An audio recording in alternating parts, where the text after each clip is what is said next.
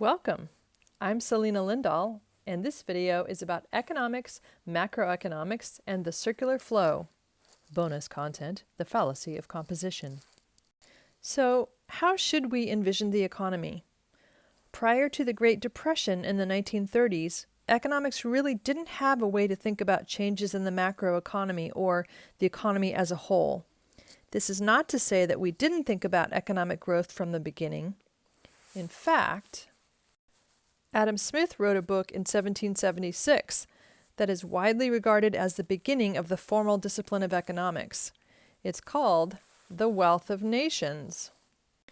But there's a pretty big difference between considering what causes economic growth to bring countries out of poverty and considering why they might sometimes grow faster than other times, or sometimes they might even shrink. The 1930s ushered in the field of macroeconomics, which studies the short-term movements of the economy and tries to understand and predict recessions. This is John Maynard Keynes, a British economist who wrote his book, The General Theory of Employment, Interest, and Money, in 1936. He introduced the world to the new field of macroeconomics. While he wasn't the first person to consider recessions, Karl Marx and Thomas Robert Malthus had theories of how the economy could hit a slump also. But Keynes articulated in the middle of a worldwide recession, for the very first time, how it is that economic growth could falter and what could be done about it. He made the point that there's nothing that guarantees that an economy will always be operating at full capacity with everyone having a job. If there is, say, a shock in spending where people's wealth dries up, or real estate values drop, or something scares businesses or people off of their investment spending or consumer spending, that can cause a chain reaction in which businesses will also cut back production, workers' wages, or lay the workers off, and consumers will cut back their spending even further, and the cycle continues. In short, there's nothing that can pull this economy out of its downward spiral except an outside actor, like the government. This is what government stimulus spending is all about. A useful way to envision this is with a model of the circular flow. Here we see what's called the simple circular flow model with only the two main actors in the economy, households and businesses. Think about something that your family has purchased this week. You are exchanging money for goods and services. In a sense, you're doing something like this, right? You're sending money to businesses in return for goods and services they're sending back to you. We can call this the goods market.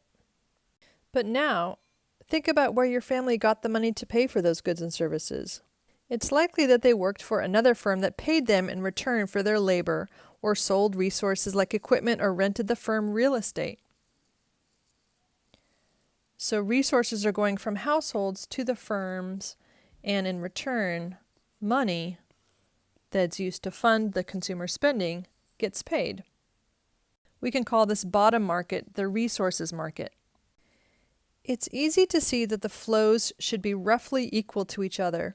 The flow in the top goods market, that money flowing from households to firms for goods and services, in return can't be too much larger or smaller than the bottom flow, the resource market, which gives money from firms to households in return for their labor and other resources.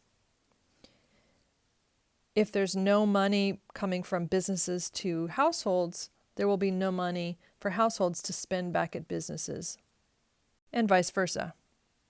Likewise, if there's growth in spending from households, that will spur firms to hire more resources and produce more and pay more.